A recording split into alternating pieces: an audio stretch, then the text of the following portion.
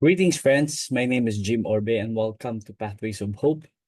Today's Gospel reading is taken from the Gospel of Matthew, chapter 9, verses 9 to 13. In this passage, we witness Jesus calling Matthew, a tax collector, to follow him.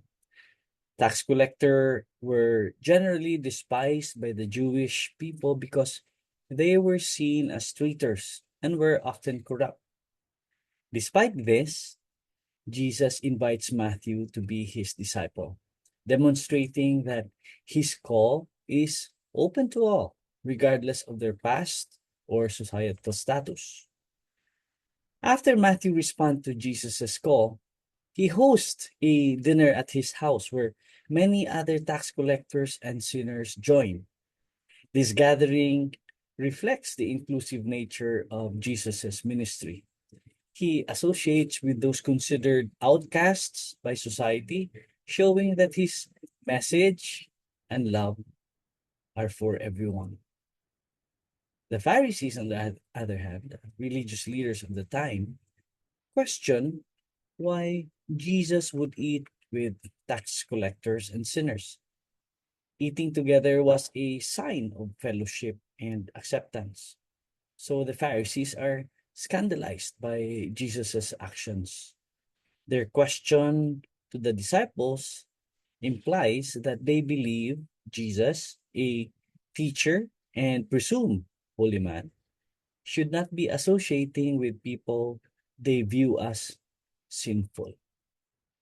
And Jesus' response to the Pharisees highlights the purpose of his ministry. It is not healthy, it is not the healthy who need a doctor, but the sick. He uses this analogy to emphasize that he came to bring healing and salvation to those who are spiritually unwell, sinners in need of grace. And Jesus then quotes Hosea chapter 6, verse 6, stating, I desire mercy, not sacrifice. This underscores that God values compassion and mercy over ritualistic religious practices. According to Bible commentators, this passage originally denounced Israelites who were trying to cover up their sin with external sacrifices, acts of piety.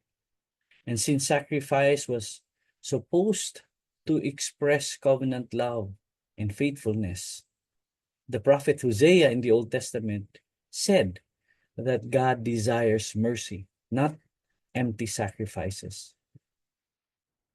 Jesus' mission is to call sinners to repentance and offer them a new way of life, marked by God's mercy and love. So as we reflect in this gospel reading for today, what does the story of Matthew's calling teach us about Jesus' attitude toward people who are marginalized or looked down upon by society? And how can we apply this attitude in our lives today? And Jesus emphasizes mercy over sacrifice. In what ways can we practice mercy in our daily interactions with others, particularly those who may be viewed as outsiders or undesirable by society? May the Lord bless you and grant you grace as you reflect on His words today. God bless.